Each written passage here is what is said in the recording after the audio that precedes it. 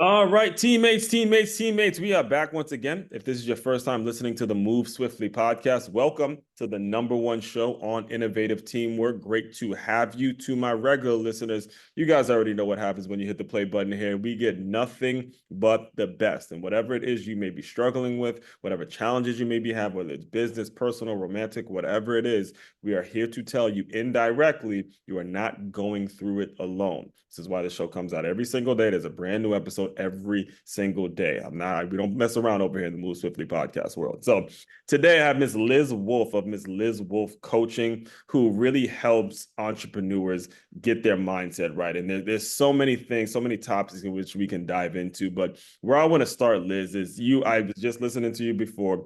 You actually grew up on a farm. You said you grew up on a farm and it was, the kind of the blue collar element of what you saw your mom doing that made you really say, hey, business, I can get into business for myself. So, to start things off, let's just kind of go a little back to your background a little bit. And I'm sure the world now is completely different than what you saw growing up. So kind of take us there a little bit and then we can kind of kick things off from there. Absolutely. Well, when I was 6 years old, my mother and father together bought a 148-acre farm outside of Pittsburgh, which when they bought it didn't have any actual animals on it. But my mother decided cows were too big, horses were too unruly, sheep were the thing to do. So I still remember as a 6-year-old coming home from school and seeing three lovely sheep out in the field, looked so bucolic. It was so wonderful. Wow.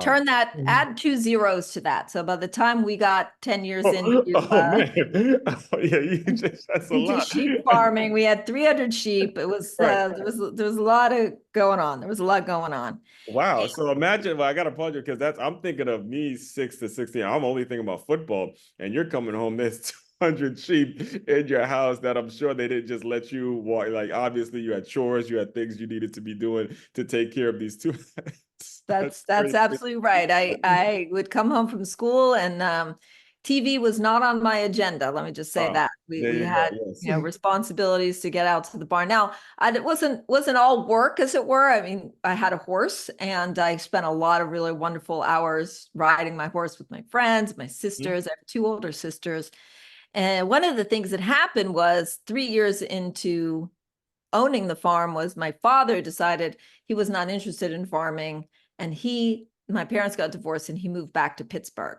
Oh, no. And so we had a very good relationship with my dad. He was very supportive all through my childhood, child care, That's child important, support and all that. So I gotta emphasize that because I teach at a school and I deal with a lot of broken homes, a lot of kids who are maybe frustrated because dad has this attitude, mom has this attitude, and so important for us as adults to be just that, adults. Whether the relationship works out or not, as you can clearly hear, is that when you're there for your child, things will move according to plan. But you can't be a child if things don't work out with your significant other. And I think that's a very important point that you made. I actually was listening to you talk about your 25 years of marriage and how your marriage and your business yeah. align. But we'll dive more into that later. But go on, I do want to make sure I make those points. Well, so he was very supportive. He was an engineer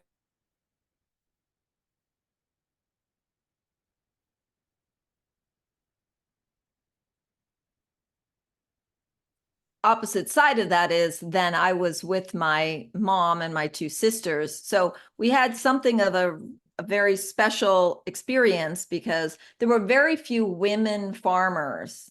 In Mm-hmm. fact, there weren't any women farmers. Mm-hmm. And if there were anyone like that, it was usually because the farmer, the husband had died and the wife was, taking over. That doesn't mean that the wives weren't working very hard on the farm as well and contributing, but we were basically three females with sheep in a sea of men with cows, dairy farms. That was the big thing at the time. So we had to be really resourceful to figure out how are we going to make money at this? Because the thing about dairy farming is every day a truck comes and picks up the milk and then you get a steady check. But that's not the way it is with sheep farming. With sheep farming, you shear them once a year and then you take all the wool to what they call a wool pool and they give you money for that. And I think, paid like 60 cents a pound or something. Mhm. 8 pounds of sheep, you don't have that income source. Go ahead. So the thing is, so we just recently, Mark and Ann were on the show, and they were talking about how they have a company that talks a lot about agriculture and teaching kids the importance of doing agricultural jobs, right?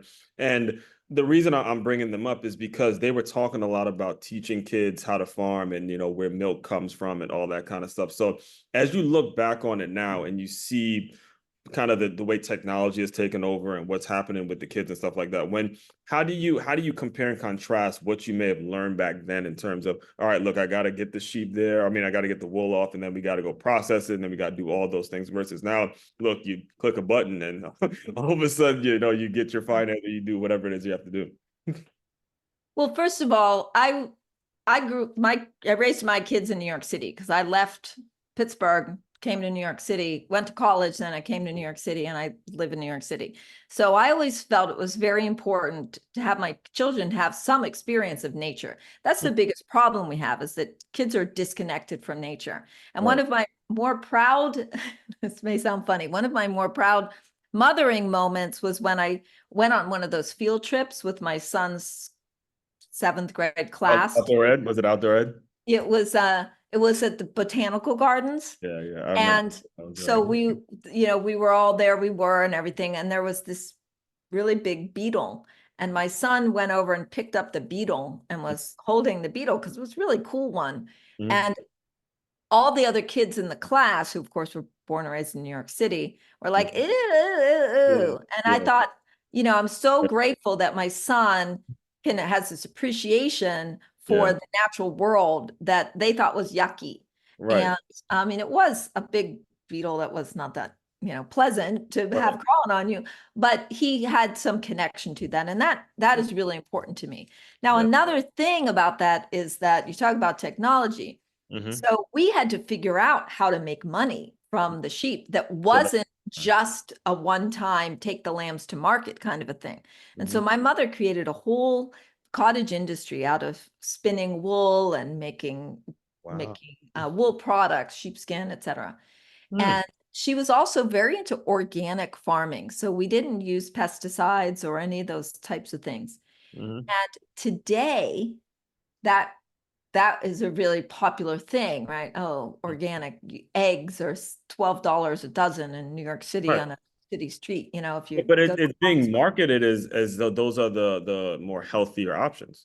Yeah, because they are more healthy. Right. The thing is that in 1975, which is when we were owning the farm, 75 to 85, there's no social media. There's no way to Ah, gotcha. Yeah. There's no, now you could do, we'd have all kinds of cute Insta reels and about Right. the sheep. And here we are shearing the sheep. We didn't Mhm. have any of that. So we had to really work out how to get publicity and how to get people there. Mhm. And so to that end, we were actually on a lot of TV shows, the local news, or we were featured quite frequently. But we Right. also would go out to these festivals and sell products. And so I've been selling since I was like 10 years old, out of necessity. And then seeing it too. Right, right.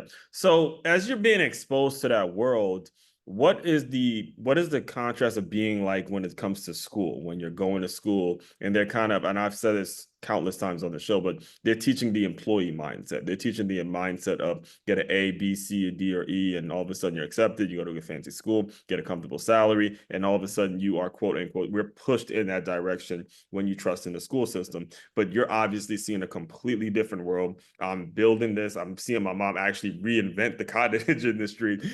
How is the school system? How are you gelling in it? How was it for you? Yeah, great question. And I have two older sisters, and they're both better school students than I ever was. Hmm. And we're pretty close in age. So there was a lot of crossover, like, why aren't you more like Ruth Ann or Jennifer, who for Yeah. whatever reason did that better. Hmm. And part of the reason for that is I hadn't really found my interest because we were all just taking those classes. Yes. I I think that we really do ourselves a disservice with this A, B, C, D, E, you know, that you're failing. Like even the concept of failing for a business owner is a poor one because You're on the right show. The countless times we've talked about that. Countless people. I don't know how many more people I have to bring on to say this, guys. It is not a good idea to let a kid's feelings, their worth, be tied into some grade. It is heinous. So thank you. it is. And then adults do the same thing. Same We thing. It tie doesn't. our stuff Yeah, up. One exactly. of the things I hear people do a lot, and I'm not an advocate of, is try to boost themselves up. Hmm. Sometimes you'll stand in front of a mirror, they'll do these meditations. I deserve, I am worthy, I'm deserving. Hmm. And I'm just telling everybody right now, no one is buying anything from you because they feel like you deserve it. Hmm. They're buying it from you because they think you can solve their problem. They're only thinking about themselves. They're not like, you know what? That's one. He's the nicest guy. You know, he deserves more listeners. Let me get on there and listen. No, they're not doing that. They're Yeah. thinking, what am I going to get from this? And Hmm. so I feel like we have wrapped so much of our culture up into this grading system that's really different for everybody. And you know, who's to say the right progress? And I always like to say, you know, 10,000 or 100,000 years ago, no, the cave people were not sitting around going, how can I get an A today? You know, or how can I, like, That's a good one. but it took too long for Yeah. me. I'm procrastinating on getting out to gathering those berries today. Like they're not saying that. They're saying they're in the flow Yeah. of what the right thing is to be doing right now. Exactly. And it leads to a sense of entitlement. Every type of school that you could imagine, I've been at that. I started out at a public school, went to a Catholic school, went to a small liberal arts college, went to community college, and went to Stony Brook, big public university. Then I had online courses. I've taught at a ton of different schools. So all of it is the same. And every single family situation, every single child is different. And it's so much about what you just said. It's where your passion's drawing you, where are you going? And I tell people all the time, again, if it wasn't for this sport right here, football, I wasn't going to college, but I ended up going to college because of the sport that I was already very passionate about. So, that leads me into asking you, when exactly did you find the thing that you really wanted to do and ultimately say, okay, I'll go to school, but it's because I get to do this specific thing. And then when I get into the real quote unquote real world, I'll kind of have an idea where I should be able to kind of plant my flag. That's a great question. And as I mentioned, I had these two older sisters, and when the change came for me in my senior year of high school when I decided somehow I figured out I had an interest in photography. And Ah, my dad bought me a 35 millimeter camera, mhm. pre-digital cameras, obviously. Uh-huh. And they had a little photo lab. And so that was the first teacher I ever had at that school that had never had an experience of my sisters. Wow.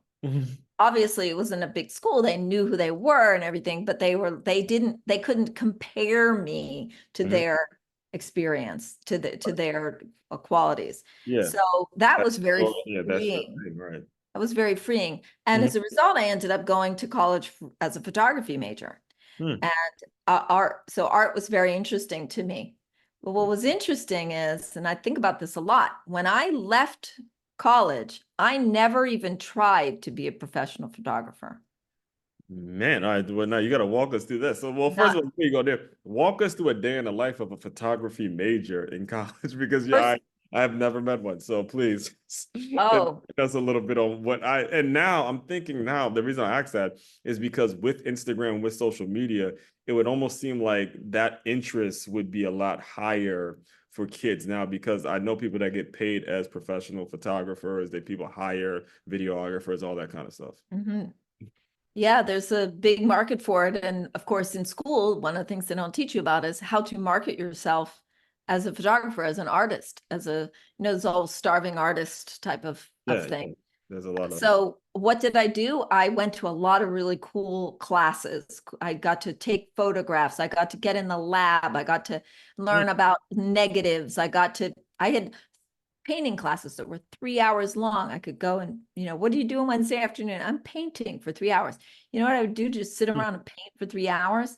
mm, I went to the junior year abroad. I went to England he would send us, the drawing teacher would send us off to different places in London. And Wow. we would just go to the fish market and we would just draw. Wow. So there was a lot of freedom and beauty in that, but there was no talk about what are you going to do when you get out and how Yeah. are you going to earn any money? Yeah, that's what I So was gonna say. It sounds really therapeutic, but it's gonna happen. And any college students listening to me now, yes, the day is gonna come where you're gonna graduate, and you'll be there, and you will face that daunting question. You may be facing it right now. What are you gonna do? How you gonna make money? That's something that kind of grabs every college student by the throat, and they try to prolong that question for a very long time. So go ahead, share yours. yeah. Well, what was interesting is there I was sitting on the lawn at the University of Bridgeport, which, Hmm. quick side of trivia, used to be the estate of P.T. Barnum. Hmm. So it was actually a very beautiful facility, very beautiful campus, a lot of mansions and things. It was quite nice. And I'm Right. sitting there and I'm reading the paper, the local paper, and there was an ad in there, something along the lines of, I'm looking for artist to rent space in my store. Mm. And I said, oh, I could take the products that my mother makes and I could get in and I could sell these products in this store. Oh. And so that my friends is what's called an avoidance technique. Hmm. Okay.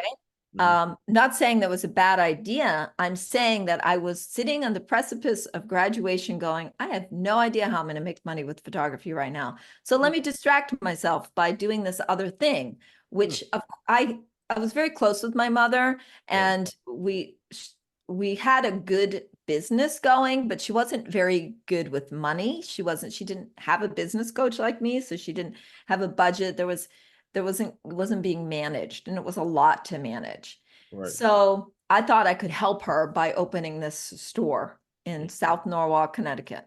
And for a while, it was pretty good. I sold some stuff.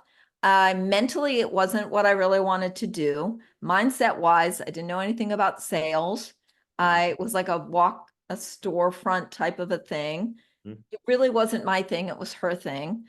Mhm. And eventually I just closed the store. It just wasn't working for me. Hmm. So it was like I'm proud of having done it, but I also have that in my story of how I really didn't know what I was doing. And so this is where the statistics come, where people are failing in their business. Right. And yeah, seemed like No, yeah. the reason I'm kind of thinking about it now is because nowadays people want to open up a store. They start like I do. I have an e-commerce store where you can sell online. I don't have to have any inventory. I don't have to pay any rent other than maybe hosting the website. And it's a completely different world. So as you're coaching entrepreneurs now, how do you direct that conversation? How do they come to you, look, I have these great products, and should I go pay for a franchise or should I go pay for the rent at a specific space? Or do I, just do sell online and figure out how to navigate the online world? How do you help them sort of navigate, seeing, especially having gone through what you went through? And I know that's not easy, by the way, shutting down a store, especially if it's something that you were doing, from the Hard family. That's Right. that is not an easy feeling at all. So No, it kudos wasn't to you for one of figuring the more that pleasant experiences I've ever had in my life. Especially since I didn't really have any money. out. Hmm. And the farm was, 350 miles away and I wasn't there physically. And one of the things that I think trips entrepreneurs up is the fact that they are always looking for the answer, the better way to do something, or they see someone else being very successful at something and they think, well, I should be able to do that. Right. And the first question you want to be asking about any of it is what's most authentic to you? Because if I again had had a coach at the time or a mentor who would have said, okay, I hear that you want to open this store, Liz. Let's talk about your motivations for doing that. Let's talk about let's look at a business plan. Let's see what is that would be the best approach for you. I didn't have a business plan. I was just like, I don't know, it was some ridiculous thing like $400 a month to rent this space. And all I had to do was sell a certain amount of stuff. So I didn't have a plan. You need a plan. Right. And I want to know what's authentic for Mhm. you. What is sitting on a computer all day listing products something that makes you happy? Or do you want to engage with people as they come into a store? Hmm. And do you want to be making physical, do you want to touch those physical products? Right. It's not always just about what's going to make you the most money. Hmm. Now, okay, so you closed on the store, and I saw you actually worked other jobs and stuff like that. Walk us through like the steps you took from the closing of the store to now becoming a, certified a business coach that helps on like very clear, I help entrepreneurs, and when you were able to make that what you do, 24 hours a day. Yeah, which I love, by the way. So I came to New York City, didn't mention this yet, but I also had a love and desire to do music. So I'm a singer and I don't really dance anymore, but I was like a singer and a dancer. And I was like, I didn't play any instruments except piano a little bit, and I wanted to be in a band. So It's I so actually, crazy that I hate to cut you off there because it's so crazy how, and the school I teach that's called the Center for Creative Education, and we actually bring in teaching artists to teach the kids certain like elements of art, and it's so crazy every time I meet another creative, it's like it aligns. You go from photography, then somebody introduces you to the drawing world, and then also maybe the singing, because so much of it aligns with just being creative and continuing to create new things. So I just have to put that, because creativity, and when you move in that direction, you listen to your intuition, as much as it may not feel like it's worth it because the money is not going to add up right away. Eventually you will tap into the right service, the right model, the right business, the right thing that you need to be doing to ultimately really set you free. Because that's what it is. It's actually being set free, being able to use your creativity to make money. That's a huge deal. yeah. And I would modify what you said just a tiny little bit. I would add the words, what is the right thing for me to be doing right now? Because Mm. that does change. And I think that's one thing that a lot of entrepreneurs have is they have a lot of interests, Mhm. right? I Like actually all over really the- I loved being I loved being a farmer. I Yeah. loved being a salesperson. I wasn't particularly good at it at that time. I loved being a photographer. I just didn't know what to do with it. And I Yeah. also loved music. Yeah. And I had a boyfriend who was in a band, and I thought that would be cool. So I wanted to do that too. Okay. So interestingly, I said, well, I need to get a job at this point. And I thought, let me move to New York City. And the job that I got was at the Manhattan School of Music. There you go. Of course, There right? Of course I you would go. find that There you job. go. Right, right. And and I have a funny story about that because I was going through an employment agency. Hmm. And the first job she sent me to was an ad agency. And the first thing they did was give me a typing test Hmm.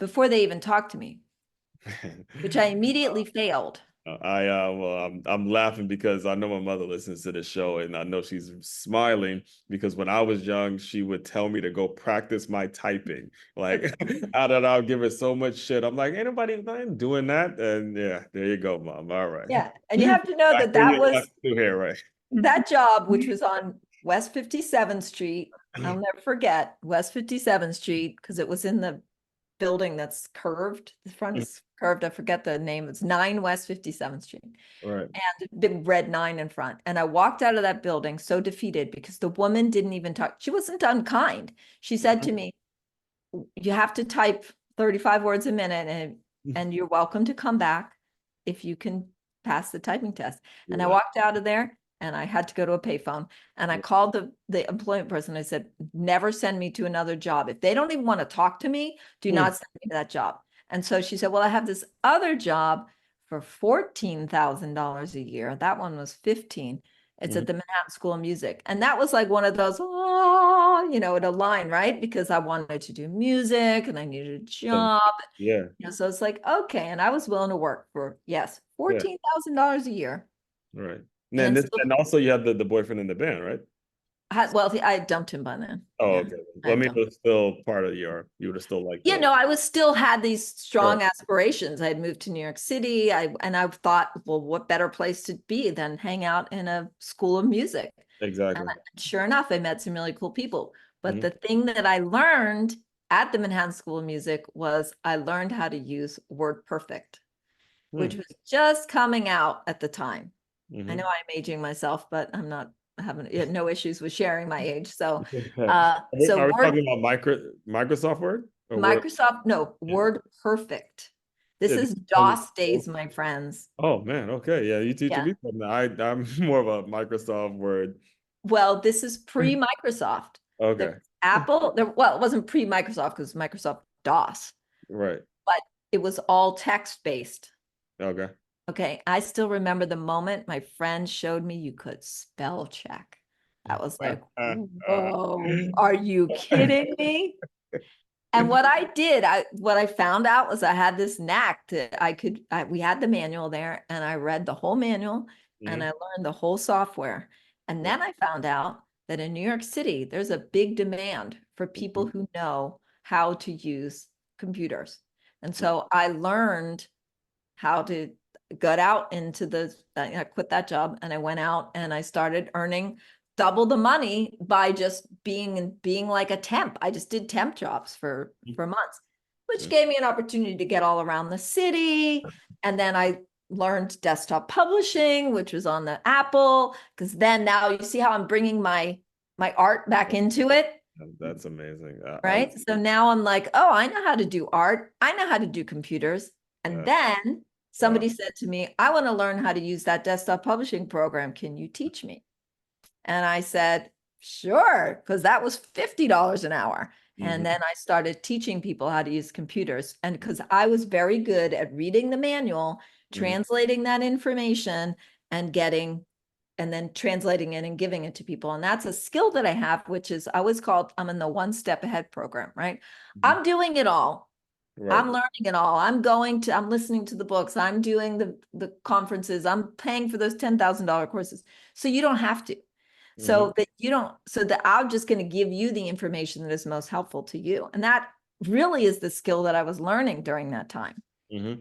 And I'm glad you brought that up because one of the things that I picked up when some of the videos that I was watching previously just to prepare for this is you are big on systems. You are so huge on making sure entrepreneur has a solid system that they could depend on so they can do their art while the system is working harder than them and they could focus on their craft. So I'll just give you the opportunity to kind of speak about that a little bit when you were able to finally get into coaching and again, the listeners are the regular ones probably are tired of hearing me talk about this, but I think it's that important because systems. It is so important to establish your system so you can enjoy a podcast like this and you don't have to be the one, typing away or be the one maybe scheduling this and doing all the stuff that's keeping you away from the professional development that you need. So the systems, Jay, go ahead, the floor is yours. Yeah, the systems, and that came out of me learning about CRM software. Again, I think Word again, that's a lovely word over here to move something. CRM, baby. CRM. Yes. And what again, I think in so many ways I was fortunate because when I started learning about CRM, it was pretty new. Salesforce didn't even exist. Yeah. There was Act and there was Maximizer, and Act fell by the wayside, and I became a Maximizer reseller. Oh, And nice. they're a company out of Vancouver. And then I got my husband to quit his job Right. and sell, because what we do is we sell Maximizer, we sell it and implement it, and it's an awesome CRM system that we've been selling and implementing since all the years of our business. Right. And I've been married now 28 years. We just celebrated our 28th wedding anniversary. Congratulations. Congratulations. Yes. And he quit his job like 2 months after we got married. So Right. that's how I remember how long we've been in business. Right. And CRM software, and in the case of Maximizer being the one that we personally sell, I read a story once of a veterinarian who lived like in the 20s in England. And he has his awesome books that he talks about his adventures, and they're entertaining and funny. But there's a scene that he describes where he goes in, this farmer had this crop of baby calves who had gotten sick from something. And he administered penicillin to them. And penicillin was so new, it had just started being used in situations like that, that the next day when he went back, he could see the impact of it. And I always think about that when I think about applying systems, applying using a CRM software, which people kind of take for granted now, but at that time in the mid 90s, late 90s, there was Rolodexes on people's desks, like, Yeah. right? They had speed dials on their phone. Right. They had yellow pages my husband used to look through to call people to sell. It's So thinking about having that CRM was so impactful. yeah. I and the so all right. Obviously, CRMs were very doing. That's a great analogy, actually, because it does save a lot of entrepreneurs a lot of headaches. All right, but the issue now is when social media became a thing and people started maybe using like Facebook as a CRM or Instagram as a way of tracking their contacts and all that. How were you able to navigate and kind of explain to people, hey, that's somebody else's land. You're building on, friends and all that kind of stuff. That's Mark Zuckerberg. And if they want to cut that well off, you're not communicating with these people. How are you coaching people through that to say, I get you got a big Facebook or social media following, but it's still going to be your obligation to get people off there and build an email list where people are actually communicating with you. Yeah, you don't want anyone else to be in control of your business in any Mhm. way. You got to look at that like that's a storefront, Yeah. but once people walk in that door, you're capturing their information and creating that could be through Messenger even, but at the very basic level, that's not a system.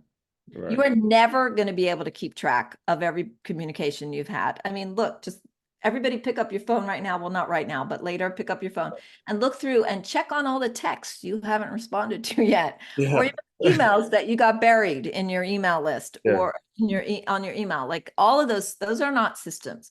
Those are, let's call them feeders, right? Those are ways that you can make connections with people, which are really important. I do want to say this one thing too. This is almost completely lost. Nobody wants to talk on the phone anymore. No. Remember this thing that's Voice called the messages. phone. You pick it up and you dial numbers and you hold it to your Yeah. ear. Yes, it makes sense, You right? talk to human beings. You Right, talk to people and they respond. It's really right. cool. They actually want to talk to you too, Yeah. My husband has always used his name's John. He has always at any time of the day or night, you're going to see him communicating with people. And Yeah. you say, well, get on LinkedIn, nah, he doesn't like to do that. Right. He will call people that he talked to 6 months ago. Hmm. Why? Because he has that in his CRM. He goes in there and he goes, I talked to this guy 6 months ago. And 6 months ago, because I deliberately put notes in to Hmm. indicate where he was in his process, he said, I'm not going to do that until May. And he's going to call them back in May because he had a note and he had communication.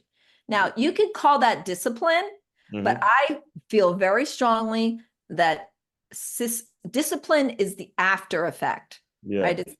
Right. It's the system that if you follow the system, you become disciplined as a result. Yeah, you did an incredible job distinguishing those two because discipline is something that a lot of us are trained as a good thing, and I'm not saying it's a bad thing at all. However, it's only so much you can do without a system, and discipline again, it's going to be more of a personal thing. Like I'm disciplined when it comes to running every single morning because I'm training for a marathon, and the system that I have in place is I know, hey, I got to make sure I hit my mileage. I got to make sure I'm properly hydrating, and without that system a lot of these things don't get done. So that's a very valid point too. And actually a funny story with the email thing is you're right. They do get lost. I hired a business coach as well. Shout out to Dre. And I had actually sent him a message, and he saw my inbox was 25,000 unread emails. And after his advice, he goes, "So how do you? By the way, how do you have 25,000 unread emails?" I'm like, man, I've done a lot of stuff, man. I've signed up to a lot of different things. So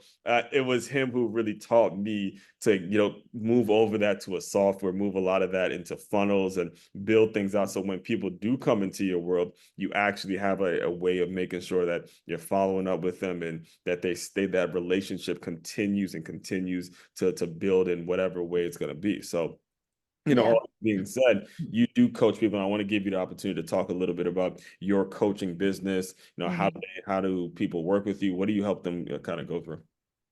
Yeah, well, mostly the people that I talk to are people that are either new in business and want to start a business, or have a business already and want to move into something else, which of course a lot of entrepreneurs, let's face it, you get a business, you build it up. You said a lot of people on here have companies that are fairly large, but there's always that, very frequently, I don't say always, but very frequently, there's always that thing in the back of your mind, like, you know what I'd also like to do? Because when I look at my own career and I think, okay, I did CRM for a while. He's still doing that. He does that all the time. He's very happy doing that. And then I said, you know what? I'm kind of bored with the technology. I like the part where you deal with people's the systems they're setting up, their mindset, the accountability, being the sounding board. I love helping people figure out what are the problems that they're having, and how do they finagle through that. Sometimes I almost feel like my job can be a little too easy, where I just sit there and listen to people, and then they go, and then by the end they're like, yeah, you're right, I should do that. I'm like, so glad you came up to that answer by yourself, because all I did was listen to you. But what I'm doing is coaching too. For anyone that's on be in the coaching business, listening is easily 85% of the job. You got to actually listen to the people, and not just because you don't know what they're gonna need until you actually let them get out whatever it is they're trying to say. Yeah, listening and reflecting. So that's the second part of it is, well, what I'm hearing you say is that you think you want a part-time job, but you hate working for other people. So maybe you don't need a part-time job, maybe, whatever it is. I'm just coming up with an example there. And so there's the coaching part of it is people who feel stuck. Those are the people that I love to work with, people who feel stuck either because they want to grow more, or because they want to get started. A lot of people have other obligations. They don't know how to let go of those obligations, or they feel afraid to make any kind of move to do a next thing, because what they've been doing so far has been working for them. And they just, even if it's boring, I can't tell you how many people I've talked to in my life, you probably have too, are just like, yeah, but I only have 5 more years before I can retire. I'm like, oh my God, sounds like torture to me. Man, there's a lot of that. There's a ton of that. And they show up and just do it anyway. So what would you say is, for anyone listening in, what you say is next? Are you planning on just having your own consulting firm, or opening, like, what's the, like, in the next process that you see envisioning for For coaching? me? Yeah. Yeah. Well, first of all, other people talk about retirement. I don't really think in those terms. I already have, what's so wonderful about being an entrepreneur is time freedom and money freedom. Those are the two things that people are mostly looking for. Right. So I feel that I've put my years in for the money freedom part. Take care of your money, pay attention to your money, treat your money like a dog. Okay. Don't treat it like a cat or a house plant. Treat your money like a dog, and it will be very friendly and happy to be with you. Yes. And take care of it. So I'm at this point in my career, I'm looking at, okay, where can I make the greatest impact? I am launching an online course. I have a quiz that people can take, which will help you to figure out your entrepreneurial style. And that's my main way that I bring people into my world is, hey, take this quiz. It's fun, it's quick, and it tells you, it gives you a lot of information about your style of working, so that you can figure out why you feel stuck. And so launching that, I also I would love to mention that I'm also play music. As you know, I've mentioned that. And so that too has come full circle. Back on it. Right? Okay, I So see you. I have a site that I launched called bluegrassjamsnearme.com. Bluegrassjamsnearme.com. So if anybody on this call plays bluegrass music or is interested in bluegrass music, which is a community-based musical experience. Okay. There, I lead a lot of bluegrass jams in New York City, and my vision for this site is that no matter where you are in the world, if you want to find a bluegrass jam, and there's one within 100 miles, you can go on my site and you can find where it is. All right, well now you have to send me a copy of a track or something because that will definitely be added to this episode at the end. All Okay. right, so you have to send me the MP4, the file because I got to tune into it. And again, Yeah. I guess I would consider myself a weirdo. I listen to everything from Tupac to Tracy Chapman to Nickelback. I'm like, if you looked at you're like, this is one weird, really, really to gospel, anything. So please send Why it to not add bluegrass to that, right? add some bluegrass. Yes, yes. So you got to send me that. So, Yeah. the final thing I do, Liz, well, first of all, how can people besides bluegrass, what's the best way to get in touch with you? Yeah, LizWolfeCoaching.com. So if you didn't get the joke yet, last name's Wolf, grew up on a sheep farm. It's always good to make that connection. It helps you remember. I'm not sure if that wasn't intentional though. That couldn't have been intentional, was it? No, my mother's last name was Wolf. I mean, my father's last name was Wolf. She married, yep, and Wolf with an E, though. That's important. And we used to have these t-shirts, Wolf's the name, sheep's the game. It What was is this? I'm now making the connection myself. You were built for the marketing thing, man. I'm getting excited. I know. You were built for it. Sheep's the name. Okay. Man, okay. I thought, listen, again, as I promised you listeners, this is what we do here. We keep it all the way authentic, and you're going to be getting something. You just hit me with something. So, like I was saying though, the final thing I do with all the shows is the way I close it out is I want you to use your imagination a little bit. You are just graduated college. You started up this store, and you officially had to shut it down, and you were lost. Job hunting in New York City, which I know for a fact is an absolute really, really difficult task. So pretend that version of Liz has come into the Zoom room, give her some words of encouragement, and we will officially close. I think if I were to say someday, Liz, you're going to have a website, lizwolfcoaching.com, and you're daily going to be touching people and inspiring them and moving them to taking action in their life that they had never imagined. And as I don't want to, lost isn't quite the word, as confused perhaps as you are, as what is the right thing for me to be doing? Trust that everything you're doing is the right thing right now and that it's going to lead you to a very beautiful life. I have a townhouse in New York City. I bought a place upstate, so I have that nature. I'm married for 28 years, people. That's a long time. Two Mhm. beautiful children. And I have a wonderful business that I love. I get to play music with friends.